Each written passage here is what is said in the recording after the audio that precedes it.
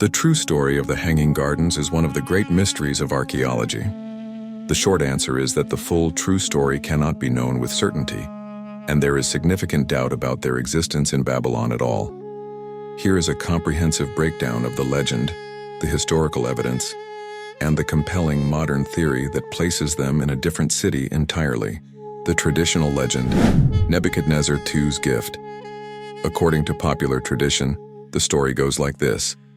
Who commissioned them? King Nebuchadnezzar II, c. 605-562 BCE, the most powerful and famous ruler of the Neo-Babylonian Empire.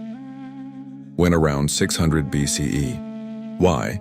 As a grand romantic gesture for his wife, Queen Amytis of Media. Amytis was from a green mountainous land, modern-day Iran, and found the flat, sun-baked plains of Mesopotamia depressing. To cure her homesickness and remind her of the forested hills of her homeland, Nebuchadnezzar allegedly commanded that a magnificent artificial, terraced garden be built. The description. The gardens were described by later Greek and Roman historians, such as Strabo and Diodorus Siculus, who wrote centuries after the supposed fact. They were said to be an astounding engineering marvel. They rose in a series of terraced vaults like a stepped ziggurat, reaching a height of over 20 meters, 65 feet. The terraces were supported by immense stone arches and beams. A complex irrigation system, likely involving a screw pump, often attributed to Archimedes, though he lived centuries later, was used to lift water from the Euphrates River to the highest tiers.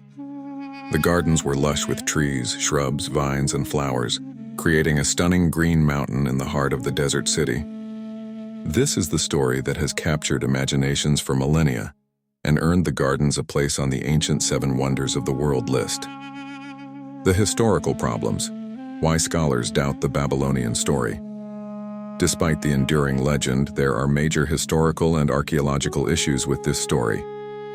No contemporary Babylonian records. This is the most damning evidence. The Babylonians were meticulous record keepers.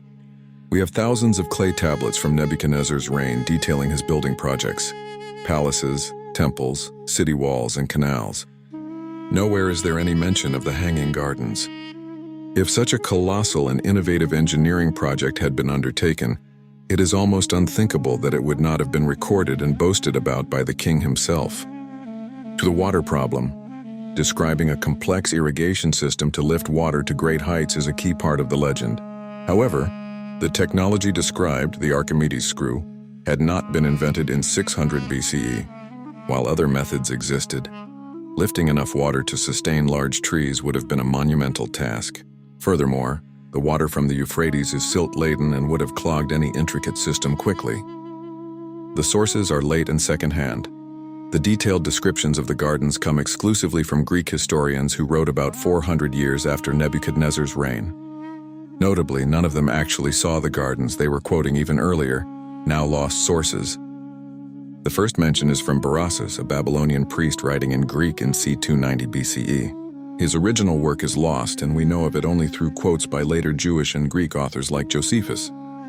This game of historical telephone makes the account less reliable. A competing theory, the Hanging Gardens of Nineveh.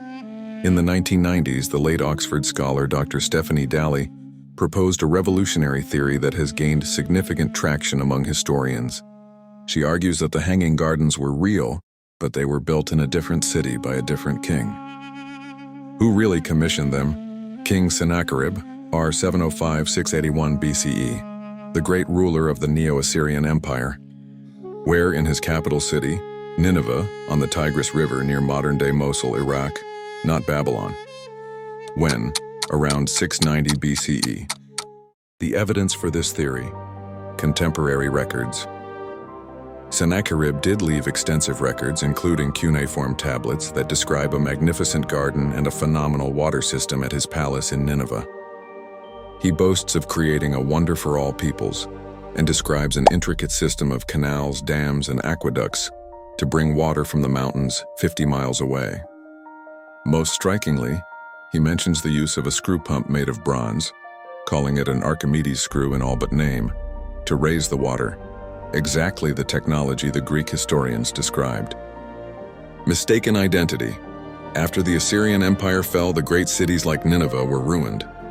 The center of power returned to Babylon. Daly argues that when later Greek scholars encountered stories of these magnificent eastern gardens, they conflated the two great Mesopotamian empires and attributed the gardens to the more famous Babylon and its most famous king, Nebuchadnezzar.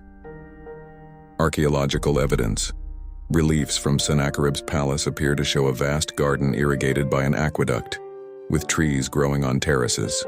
Furthermore, the immense ruins of Sennacherib's aqueduct at Jerwan still exist, proving he undertook the kind of massive water engineering project required for the gardens.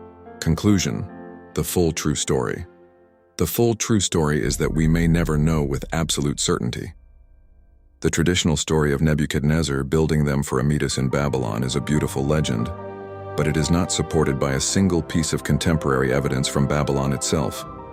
The alternative theory proposed by Dr. Daly is highly compelling. It is based on contemporary written records, archaeological remains of advanced irrigation works, and provides a logical explanation for how the later Greek historians got the location wrong.